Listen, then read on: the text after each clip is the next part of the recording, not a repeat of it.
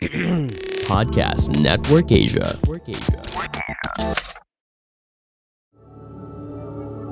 This episode may include topics, references, or discussions around sexual assault, domestic violence, stalking, physical violence, or subject matters that may be disturbing to some of our listeners. We do acknowledge that this content may be difficult. We also encourage you to care for your safety and well-being.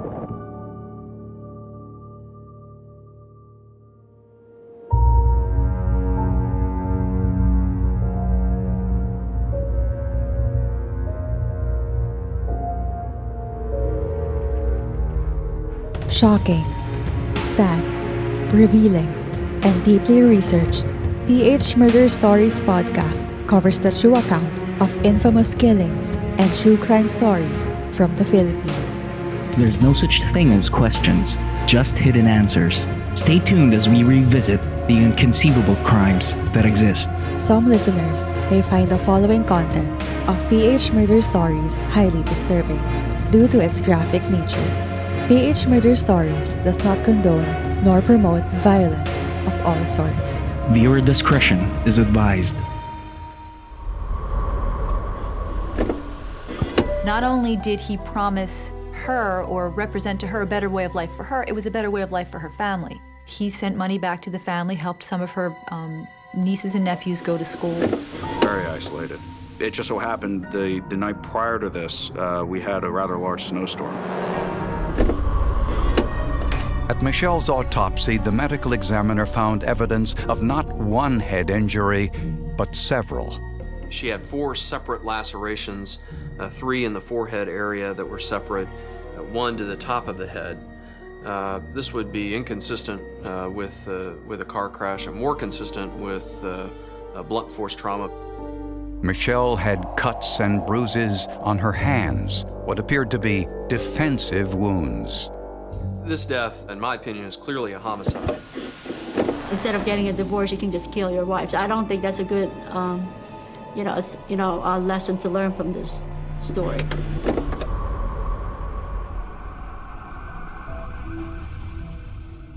On January 16th, 2004, authorities in Hopewell Township, New Jersey, found a lifeless body belonging to a Filipina inside her SUV, covered in snow in the bottom of a ravine near her residence.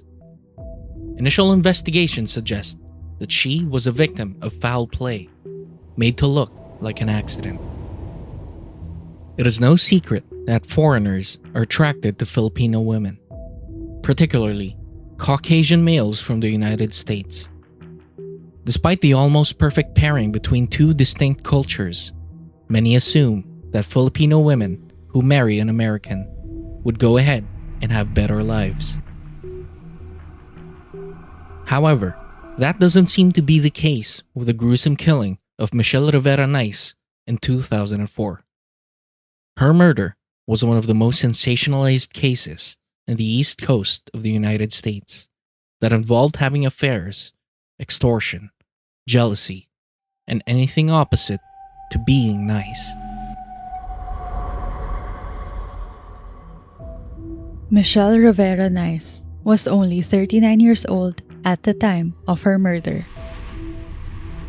She grew up in an impoverished region in Orayon, Bataan. Due to the lack of financial opportunity in the Philippines, Michelle found plenty of ways to escape her hardships at home. By the time she was 19 years old, social media was not a thing back then to meet other people. Instead, she posted personal ads of herself in a local newspaper in order to meet someone. Through this, an American named Jonathan Nyce stumbled upon her advertisement and quickly engaged with her via mail. Both would exchange romantic letters, pictures of themselves, and intimate phone calls for a year. Jonathan would eventually fall in love with Michelle despite the significant age gap and distance from one another. Things between the two have already been sketchy in the beginning. Jonathan, who was nearing 40 years old at the time, would send younger and much more well-groomed photos of himself rather than his current photo, while Michelle would send out the best photos of herself to further attract her foreign lover.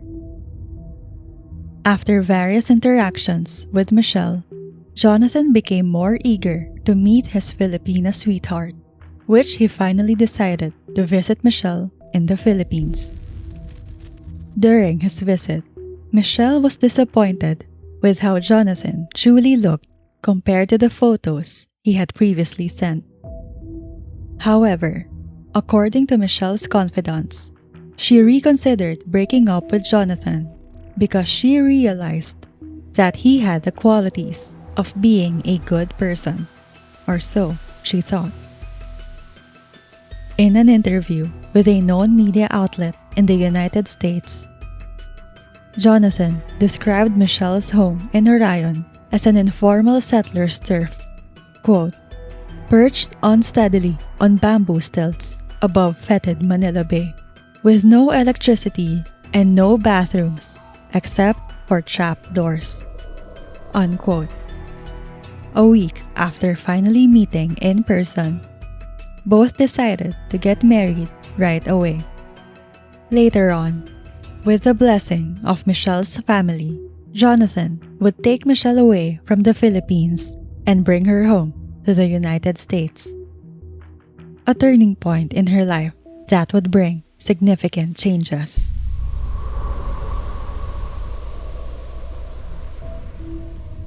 As soon as the newly wedded couple arrived in the United States, Jonathan's family and friends were not enthusiastic about his decision to marry a Filipino woman. In order not to be ridiculed, both Jonathan and Michelle lied to them about the story of how they met, and instead told them that they met on a beach in Hawaii. Nevertheless, the couple did not affect their decision to jumpstart their married lives in the state of North Carolina, where they had 2 sons and 1 daughter in a huge $800,000 house. Jonathan Nyce was a very successful doctor who founded his own company, Epigenesis Pharmaceuticals. He was described as a charismatic person and was very passionate about his work and representing his company. In 2000, his company became more formidable. Jonathan and Michelle moved to a much more wealthy suburban area in Hopewell Township, New Jersey, an hour away from New York City. Jonathan also bought new homes for Michelle's family in the Philippines, while letting Michelle's father, Teodoro Rivera, to stay with them at their new home and cook Filipino delicacies for their family. It seemed that Jonathan and Michelle were living the American dream. However, the couple's joyful experiences would later become the beginning of the end, as jealousy and infidelity would determine the fate of their lives. As stated by a colleague, Michelle was really attractive, so she would be stared at by men, while outside eating, shopping, and doing outdoor activities. On the other hand, Jonathan would bring out his possessive trait and hound Michelle with many questions whenever she came out of their residence without him. His jealousy reached a point where he forbade Michelle from going to the gym so that other men wouldn't see or potentially get attracted to her. Instead, Jonathan had built her a gym inside their mansion to suffice Michelle's workout needs. In Michelle's first few years living in the United States, she heavily depended on Jonathan to provide for her needs and her family in the Philippines. However, when Michelle reached the age of 30, she became more independent, even landing a modeling job, but was stopped by Jonathan. It became apparent to Michelle that her husband was controlling her and looked at her as a mere housewife. The only task she was allowed to do was to fix up their mansion.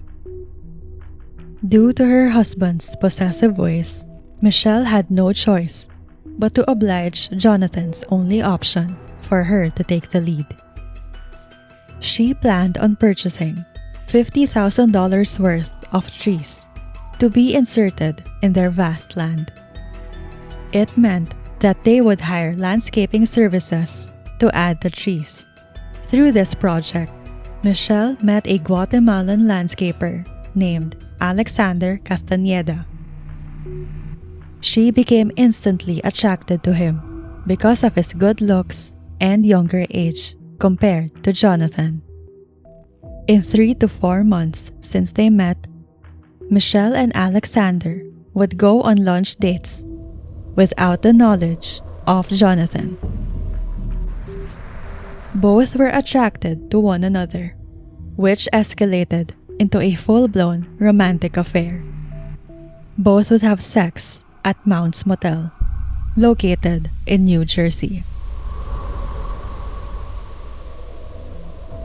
Eventually, Jonathan would get suspicious after stumbling upon an unknown phone number while snooping through his wife's cell phone.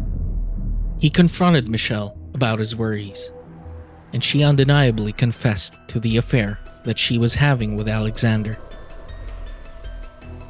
The affair damaged Jonathan and Michelle's marriage. Their relationship became filled with extreme jealousy and resentment from happily being married. After heavily enduring the marriage problems, Michelle promised her husband that she would break up with Alexander. Unfortunately, that wasn't the case because Alexander was not willing to give up on what he had with Michelle that easily. Alexander would go on to harass the Nyce family. He resorted to stalking Michelle, leading Jonathan to file a restraining order to protect his wife. However, that did not stop Alexander from asserting himself to Michelle. He escalated to extortion by threatening Jonathan that he would release his sex videos of Michelle if he did not give him $500,000.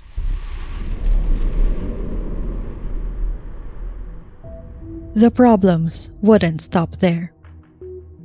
Jonathan was also facing problems at his workplace because his financial capabilities had been stagnant due to his inability to produce the drug that could potentially cure asthma.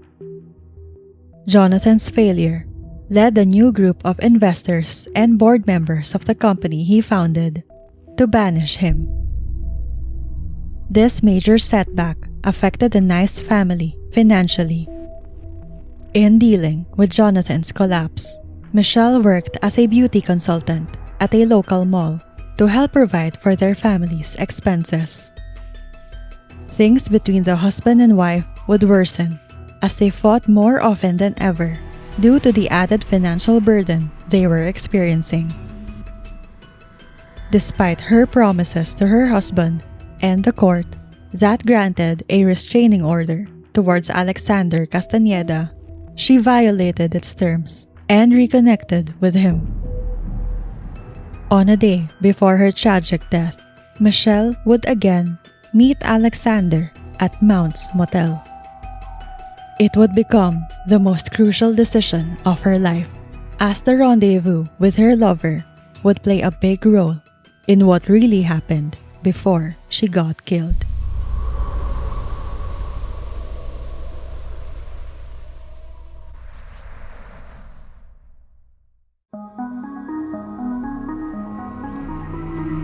A serial killer in North China, an American trapped in North Korea, and a Mongolian spy in Malaysia. These are just a few of the stories that I will be featuring in the second season of my podcast. Hi, my name is Christine Abrigana, and I am the host of Asia in the Shadows, a weekly true crime podcast. So, Shadow Friends, make sure you are ready. Listen to Asia in the Shadows on any of your preferred podcasting platforms. See you soon.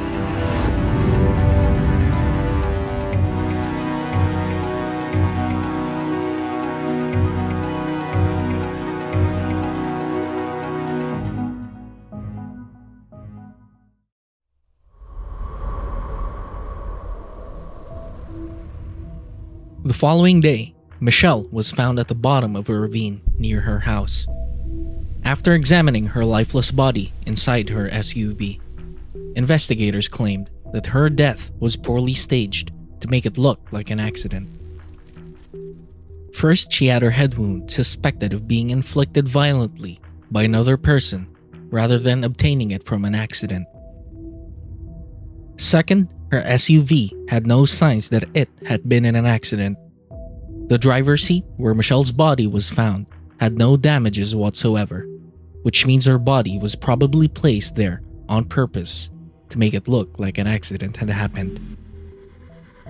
Also, the alignment of the driver's seat was not consistent with Michelle's leg area. Authorities described it that there was no way that her legs could have maneuvered the vehicle in its placement where the body was found. And lastly, blood was found at the vehicle's back seat, together with a traveler's suitcase filled with G-string thongs, lingerie, and brasiers. Fresh footprints came presumably from a different pair of shoes with significantly larger feet than Michelle's, outside the vehicle, heading away from the crime scene. Meanwhile, the authorities conducted an autopsy on Michelle's body. According to the medical examiner, she suffered several head injuries, such as 3 separate lacerations in the forehead area and 1 on top of her head. They also found cuts and bruises in Michelle's arms, which could have been from defensive marks. Furthermore, the injuries sustained by the victim were inconsistent with the car crash that she was in, and were more consistent with blunt force trauma.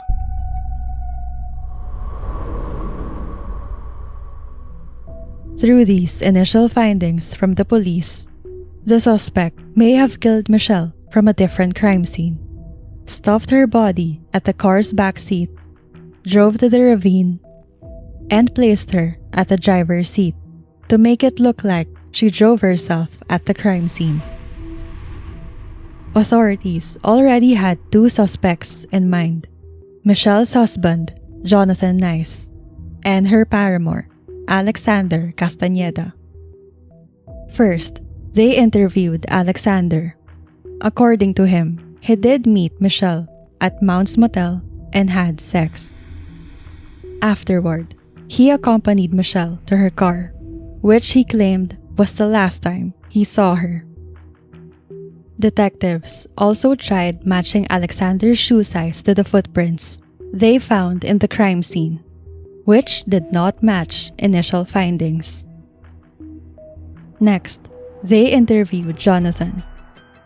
He told the investigators that Michelle threatened to leave him during a heated altercation at 4 p.m., the same day his wife and Alexander met during the evening. At first, Jonathan claimed that it was the last time he saw his wife alive.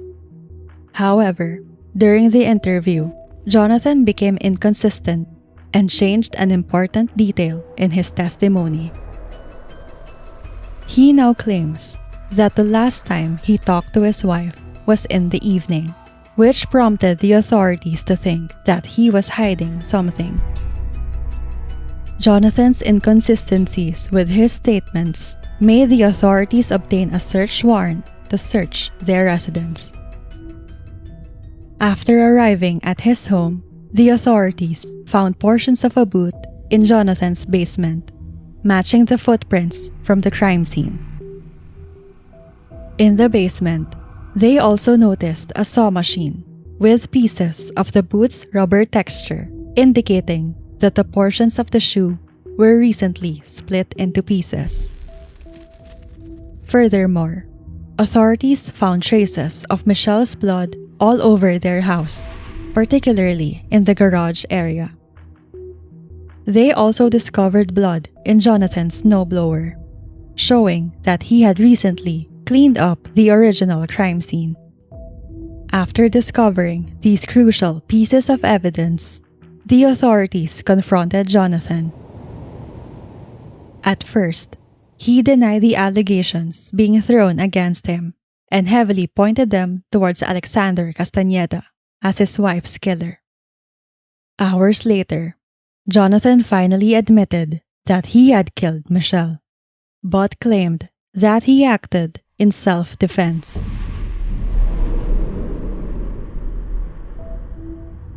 When Michelle arrived at their home, Jonathan told the authorities that he had confronted his wife about where she was earlier. He claimed that Michelle got startled and reacted violently towards him. Jonathan also said that Michelle took out a knife from her bag and tried to attack him. He maintained that he was only defending himself, but it led to his wife falling, which caused her head to hit the pavement. Subsequently, Jonathan stated that he went to get bandages to wrap Michelle's head.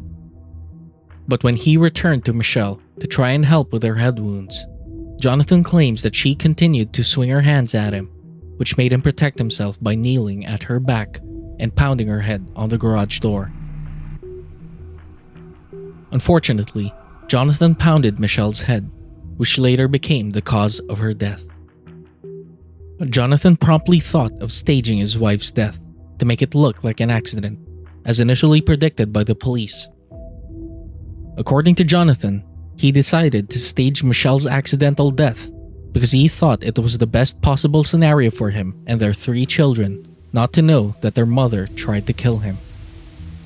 Unfortunately for Jonathan, the detectives were not convinced about Michelle's attempt to take her husband's life because the only precise evidence was that Jonathan had the real motive to kill and had gone out of control based on his wife's infidelity.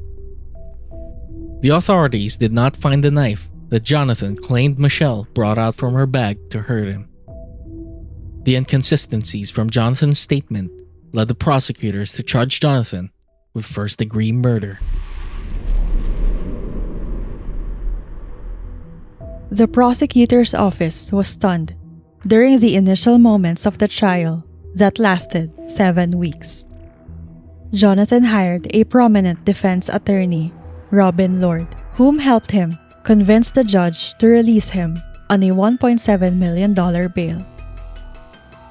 The prosecutor's strategy was to emphasize Jonathan's jealousy in the course of his relationship with Michelle, while the defense focused on Michelle's infidelity and that she provoked her husband to act in self-defense. During the trial, the defense presented the contents of the suitcase found at the crime scene, which belonged to Michelle.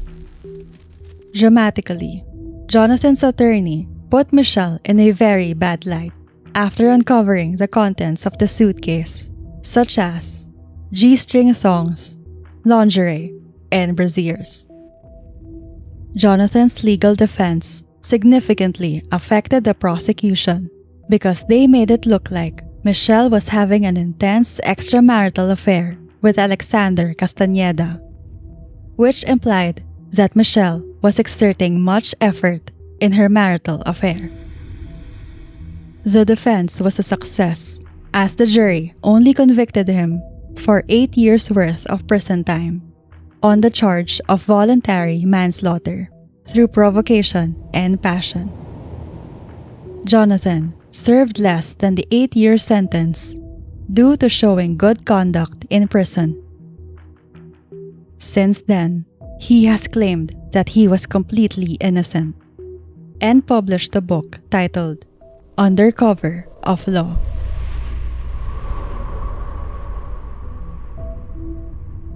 Jonathan Nyce may have gotten away with murder, but another lengthy prison sentence awaits him after being released in the early 2010s for the killing of his wife, Michelle Rivera Nyce.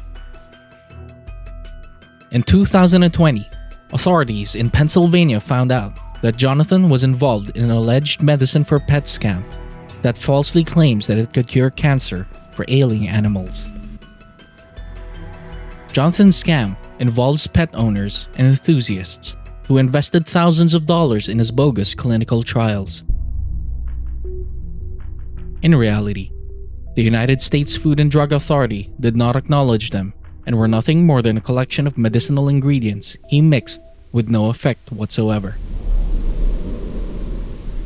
As for the murder of Michelle Rivera Nyce, a lot of people would say that she deserved what she got for being unfaithful to her husband. We at PH Murder Stories do not agree that she deserved what happened to her. We can conclude that infidelity should not be tolerated, but we also believe that the act of killing is a much worse offense. There should not be an ounce of tolerance for such gruesome acts.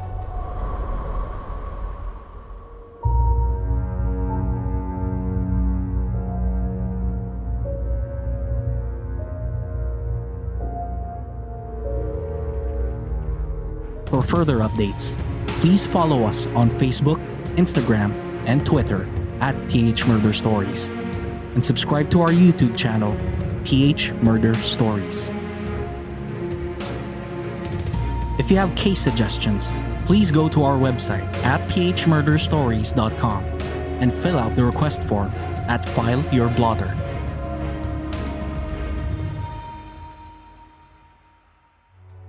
Did you like this episode?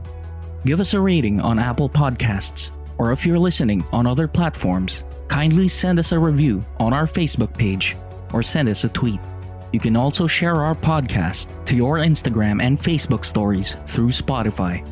We're also inviting you to join our Facebook group, PH Murder Stories The Verdict, and participate in our discourse about true crime, both local and international.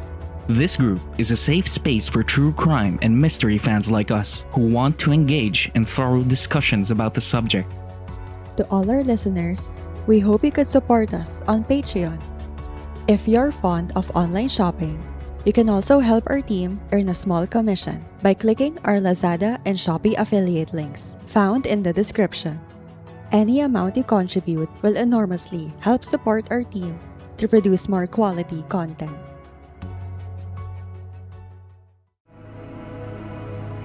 The views and opinions expressed by the podcast creators, hosts, and guests do not necessarily reflect the official policy and position of Podcast Network Asia, the hosts of the program, or other programs of the network. Any content provided by the people on the podcast are of their own opinion and are not intended to malign any religion, ethnic group, club, organization, company, individual, or anyone or anything.